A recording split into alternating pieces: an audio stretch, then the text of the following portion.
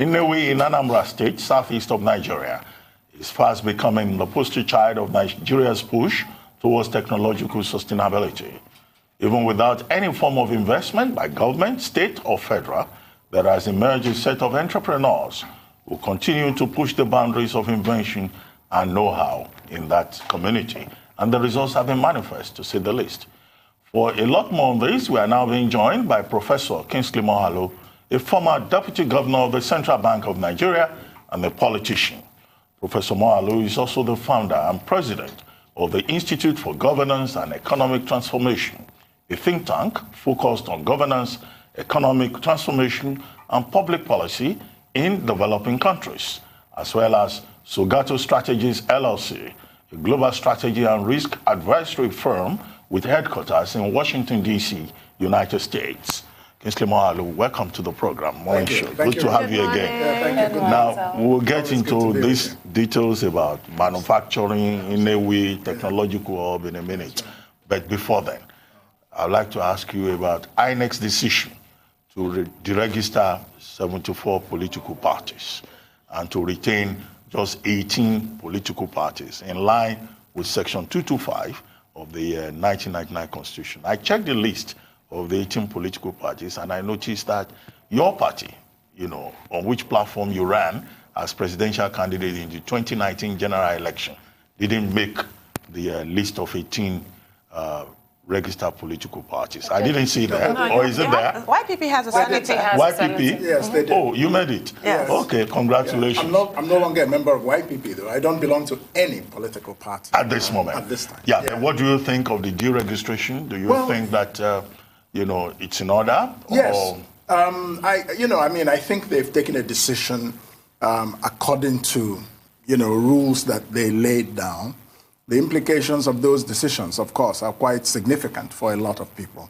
A lot of people are distressed. People are very disappointed, and I know that there are either lawsuits or threats of lawsuits. So it's a very difficult problem. I must tell you this. This is a very difficult problem because the question is, how do you arrive at a democracy that is participatory? Is 200 parties a representation of a participatory democracy? But once people have met the law, because I know that there are people who are applying for registration of new parties, so maybe even 100 of them. So you may register them, and maybe in 2023, if they don't meet the mark, then INEC may probably do the same thing again. So, so long as they're acting within their rules, what can we say other than to say that those parties that scaled through have a responsibility to continue to promote democracy in a responsible and active manner. That's what I would say. Well, it would have been, wrong to miss the opportunity, yes. Not to ask you this. That's okay. This That's question. All right. I'm sure I'm glad that YPP, is made it. Yes, of course. I'm surprised that you have decided to leave politics, maybe for a while. I've resigned from party politics, but I maintain my engagement with, the civic universe and politics of Nigeria on a non-partisan platform. We have to build a nation, which is a citizens' movement, and we are now driving a petition to the National Assembly for electoral reform. You see, because I came to the conclusion that it doesn't really matter what party you belong to. If the electoral system is not fixed and you are not one of the today APC and PDP big parties, it's going to be difficult because the system is rigged from the outset. We're going to talk about manufacturing, but since we're on this topic... And I'd rather talk about manufacturing. Yeah, we'll get to that in a second, but I do have to ask you, what are the implications for you personally? Because I'm wondering if you're going to contest again in 2023, and if you do, going from your choices that you made with regards to choosing YPP, it was obviously deliberate. You did not choose PDP or APC. You obviously do not want to align with the major parties. You wanted to be a part of that vaunted third force. Is that what you're looking to repeat for 2023? I haven't made any decisions about 2023, I must tell you. But in 2019, if I had joined APC or PDP, I would not have been a presidential candidate. I had to make a strategic decision that I had to emerge to share my vision of this country with Nigerians. And I think that was successfully accomplished without any question. Thanks for that. I had to ask. And now onto manufacturing, which is the topic of the day. And it's interesting because this is a sector, if I can call it that, that lost its edge, of course, when oil became commercial. But you can see a lot of effort is out there to revive the industry. And there's a lot of data now as well that also didn't really exist in this amount before. But there's still a problem when it comes to lack of infrastructure. And I don't know if I'm jumping the bandwagon, and maybe I should go back and start with what is going on in Nnewi. Nnewi. Yes, that's Nnewi. right. What is going on in Nnewi? That's a tongue twister, though. It's not. What is going on in Nnewi? Nnewi. Yeah, but I've said it a couple times now. That's okay. Yeah, so what is going on in Nnewi in terms of manufacturing? A lot, but a lot more could be going on that is not. Nnewi became, it's a famous trading town since the 1920s, and it has a lot of famous names in business, you know, the Betos, the Koscharis, and so on, you know, Chikasin and so on. So, but in the 70s and 80s, they started a move into backward integration, you know, moving from trading into manufacturing, mainly auto and motorcycle spare parts, but now, and you know, moving into so many other industries. So they have the zeal, they have the know-how, they have the enthusiasm. They've done this almost single-handedly by themselves with very little government help.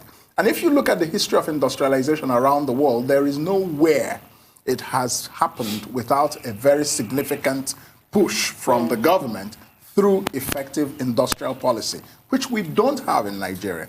And so many of these industries now are dying in Nnewi, and some of the industries have closed down, and they're owner to trading in order to stay alive. This is a tragedy because, of course, without manufacturing, Nigeria's economy cannot become a diversified economy. Without manufacturing, you're not going to be able to effectively address the skills problem. Without manufacturing, Nigeria cannot achieve structural economic transformation. So, you know, Nnewi has the potential to be Africa's Japan or Taiwan. And I think that for any government interested in economic development and economic growth and economic transformation, they should focus very heavily on a place like this, not just Lagos, which is what you see. Yeah. Well, I mean, you know that at a point in Nigeria, we had all these industrial clubs. I must say, though, let me, truth in advertising, I'm from Nnewi, it's my hometown. Okay. I mean, but that doesn't take away from the reality. I'm going to ask you, that, you know, you are talking about the Nnewi Investment Summit. Yes. Which took place February 6th to 7th. To 7, yeah. And you were keynote speaker. Yes, I was. And now Nnewi is in Anambra State. Yes. And I was going to say, well, why Nnewi? Why not Onitsha? Yes. You know, which is a bigger commercial center. But now that you say you are from Nnewi, I understand. It makes sense. But what exactly went wrong? Because, you know, once upon a time in this country, we had these industrial clusters. Yes. You know, Kaduna, Ikeja. You have come to the heart of the problem. Yeah, but there is policy on paper. Yes. We have industrial policy. We have all of these, that's right. you know, policies. So what exactly went wrong? Yeah, I think what exactly went wrong, first of all, you must start from the political aspect. Which is the over-centralization of power, political power in Nigeria, even though officially we're a federation. So you find that all the decisions are made in Abuja, and those decisions tend to be, as far as it concerns business, about Lagos, for example. That's not good enough. You need to restructure this country so that economic policy becomes much more powerful at regional and local levels. So that's number one. Another thing that went wrong is that even the policies we have, well, first of all, the nature of the Nigerian political economy has prioritized crude oil and rent seeking. So people are only paying lip service to industrialization and to manufacturing, but everybody's game is how to access the oil and its sharing and the benefits financial benefits that come from it. And so industrialization has been ignored in reality. There's a lot of lip service to it, but you don't see a lot of real focus on it in a systematic way because it takes years to build a proper industrial economy. Another thing that has happened is that there's a lot of, you know, crony capitalism in Nigeria in the wrong way. You see governments over time giving waivers to specific businesses, for example, rather than to sectors. and in a way that should be planned with a long-term goal, medium-term objectives, and so on. That's how industrial policy is done. Industrial policy is a very intellectual thing. It requires a lot of intellectual competence. Nigeria does not have a capable state. I keep saying it. They tend to appoint politicians and businessmen into these things, and it's not enough. You need industrial policy experts to drive industrial policy. That's the way it's done in Asia and so on. So there's a lot in the universe of what has gone wrong. But I think we can correct it. I mean, if we really want to. And that's why I'm making this advocacy for what the government should do in terms of public policy. Nnewi should be a full economic zone. No question about it. It may be smaller than Onitsha, but for its size, what is going on there is huge. That's the point. And if you want to make policy, you have to look at where the policy will have the most impact. Who will make use of that policy to benefit the whole country and the whole state and the whole region and the whole economy? And Nnewi is definitely one of such places. So their manufacturers have tended to be political orphans. There is no electricity, so that's the first thing everybody will tell you is a problem. So of course, like every other manufacturing entity in Nigeria, 40% of their costs come from electricity. Very bad. So these are the kind of support infrastructure that needs to be. Let me be fair to the government. The representative of the presidency, Dr. Jumoke Oduole, the special advisor, yes, special advisor on ease of doing business, she was also at this summit, and she did list a number of decisions that have been taken, some including and affecting Nnewi as well. So we hope for rapid implementation of these things. But I think that there's a bit of a problem, a challenge at a bigger conceptual scale. I think conceptually, and I have no apologies. Because I have looked at all the successful countries of the world, and they're led by leaders who think conceptually. In Nigeria, they'll tell you, well, practically, they're very quick in a hurry to avoid the conceptual side of things. Because that's too rigorous. Because that's yes. If you lack the capacity, of course you're going to. Exactly. So they say, tell me the practical. But you see, everything that is practical is based on a theory. And if you don't understand the theory, you cannot do the practical well. Even your car mechanic, he may not speak the language of mechanical engineering, but he understands the theory of what's happening in your car. And he will explain it to you and fix it if he's capable. Well, many of our roadside mechanics now have been left behind by technology. That's true. That's true. Absolutely. These days, you take a car to them, they will spoil it. That's true. Careful. Yes, exactly. Because the cars are built not for roadside mechanics, but for computerized. The industrial revolution. Absolutely, absolutely. So the question of skills, human capital, very important for industrialization. You have to have a competitive workforce, and you have to invest in innovation. Nnewi business people are so innovative. Listen, the day before the main conference, we toured a lot of industries. And we saw this woman, we call her the grassroots entrepreneur. She was forging motorcycle spare parts in a foundry. And she has a distributing chain, a wholesaler that she gives the stuff she comes up with, and then who pushes it retail through Nkwo Market in Nnewi. Now, if you look at this woman's shack, where she's doing this, and the unhealthy fumes, and this is a woman who could make use of a Central Bank of Nigeria micro and small and medium enterprise loan. But she's not getting it. But a lot of politicians with briefcase companies will be running around in Abuja and looking for these kinds of interventions. So we need to focus, and I said to the CBN, focus your interventions in a place like this where people will actually make use of the credit and pay you back, not people who will borrow and not pay. So speaking of CBN interventions, the most famous ones or the most popular ones regard agriculture. Yes. Let's talk about our GDP. Manufacturing vis-a-vis agriculture. How are we getting that wrong? Well, first of all, manufacturing is just 10% of Nigeria's GDP. And agriculture is about 30 or 30-something percent. Now, that tells you that the economy is still primitive. Because a lot of the agriculture in Nigeria is subsistence agriculture. It's not industrialized agriculture. It doesn't have value chains that move from planting to transport to processing to export. You know what I'm saying? So we need to flip this. We need to be 30% of our GDP manufacturing and 10% agriculture, because the classical definition of economic transformation is when a country moves away from depending on agriculture for most of its GDP towards complex value-added products, a lot of which is exported. So that's what we need to do. We're not there yet. And this takes a lot of planning. It takes a lot of seriousness, not making speeches. Yeah. You know, our politicians are very good at making speeches and declarations of intent, but follow through. Is the capacity present to do what you're talking about? Because every decision in Nigeria is about politics. And that's what is keeping us where we are. Very true.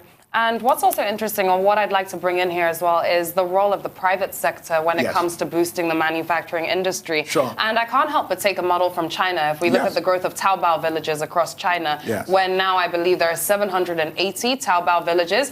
And this is a system that was started in the private sector, consumer to consumer, business to consumer, to encourage people in rural China to produce, showing them that they could sell online if they simply had a laptop and access to the internet. However, you mentioned a problem, which of course is lack of infrastructure like electricity, which poses a huge problem here. But how much influence do the private sector currently have on revamping the manufacturing industry, and what more can the private sector be doing? Are there any models like the Taobao village model that we can take and apply across Nigeria? That's a very good question, because in Nnewi, for example, I found out when we did the tour of the manufacturing companies that there's a lot of collaboration between the private sector companies. You know, some of them are relying on parts produced by some other companies. And so there's an ecosystem that the private sector itself has. You know, and so but I think they need to do more. The private sector in Nigeria, broadly, and in Nnewi in particular, as far as it concerns manufacturing, I think they need to invest a lot more in two things. One, innovation. You know, if you go to the Western countries and in Asia, a lot of research and development, R&D, goes on in the companies there. They themselves are researching for how their production can be cheaper, for how their production can be more efficient. There's a lot of innovation, and a lot of that innovation is being piped into mass production. So the private sector needs to, you know, systematize the innovation that exists, such as we saw in Nnewi, but this woman is just there alone and doesn't really have much support. You know, but you can't really get to the potential, the maximum potential of manufacturing economies or industrial policy without the support of public policy. For example, infrastructure. So, but there's still some things they can do to save costs. For example, they need to become more environmentally conscious. I think this is very important. And in one of the companies, in Chikasin, we saw that the company itself is now moving into plastic waste recycling. That's their next thing. I mean, this is such a huge conglomerate. You know, so there needs to be a lot more consciousness on environment. There are alternative sources of energy that can save energy usage, you know, and reduce your costs. So technology, I think they need to invest a little bit more in technology to manage their costs while we work on the problem of government policy and its adequacy or the lack thereof. Well, I mean, it's good we have Nnewi as an example. Yes. But for a country of 200 million people, yes, absolutely, we'll probably need to replicate whatever is in Nnewi in various other parts of the country. Yes. Now, have you identified some other places in Nigeria, you know, that have similar potentials as Nnewi? That's one leg of the question. Quite clear. And then the second leg, you mentioned the central bank earlier. Yes. You were in the central bank, you know, for about 5 years as deputy governor. Yes. Did you try to push these ideas, you know, when you were inside the CBN? Absolutely. As the deputy governor? Yeah, let me take the first part of your question. There are several places in Nigeria. There's Aba, for example, in the southeast. There's Kano in the north. There's Ogun State, you know, the outskirts of Lagos, not just Lagos itself, in the southwest. In the south, there's Port Harcourt. And it's, you know, so there are many places in Nigeria where we could have Unfortunately, we have not developed our iron and steel industry at Ajaokuta. You see, that could also be an industrial cluster, that area. You know, so the thing about industries and industrialization, and then like Leila said, but that has to be small and medium industries in the villages. Any village we need to actually push our economy more into the rural areas and use the rural areas as a basis of industrialization so that you control the flow of youth moving into the cities and overcrowding cities like Lagos with a very little landmass and so on. So there are other areas. But the thing about industrialization is this. If you look at Ethiopia, for example, when you want to bring 10,000 megawatts of power to Nigeria, your first priority, and I said this when I ran for president, if I were president and I was planning power for Nigeria, my first priority would be those industrial areas.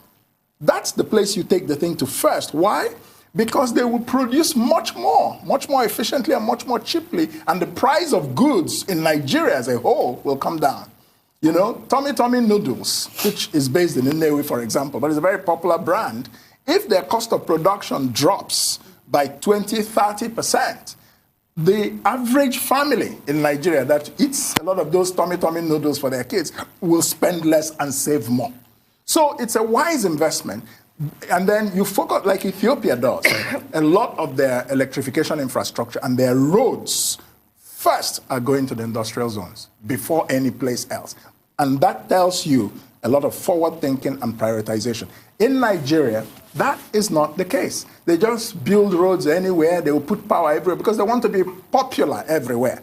But they're not strategically looking for how to lift the economy up for the whole country. To the second part of your question, as Deputy Governor of the Central Bank, I was in charge of the financial system, as you will remember, financial system stability. And part of that included development finance for at least the first 3 years of my tenure. Now, we, first of all, used development finance as quantitative easing after the global financial crisis. In other central banks, they were buying, bonds and all that to pump money into the system after the global recession. In Nigeria, we decided, under Sanusi, the governor, that we will do it through development finance. And this is why we created a number of funds to pump money into the system. So I did try to push for some of these ideas, but you need a longer-term perspective and, of course, a continuation of policy. My problem with development finance today in the central bank is this. The government has abdicated its responsibility for managing the Nigerian economy. And for several years, that is what they were doing. And it was central bank, create this fund, create that fund. It doesn't solve the problem.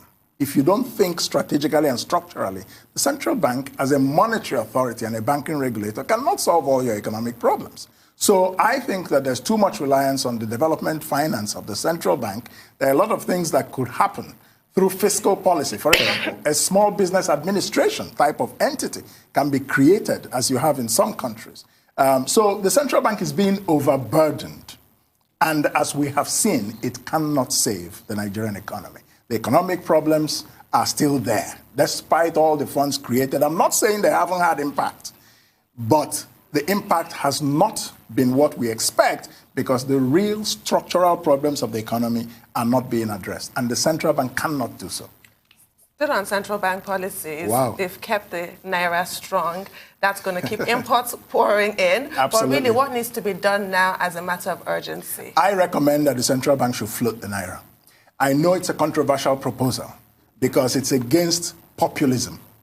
That's what I say. The economy is being managed for political popularity. It's not being managed for effective productivity.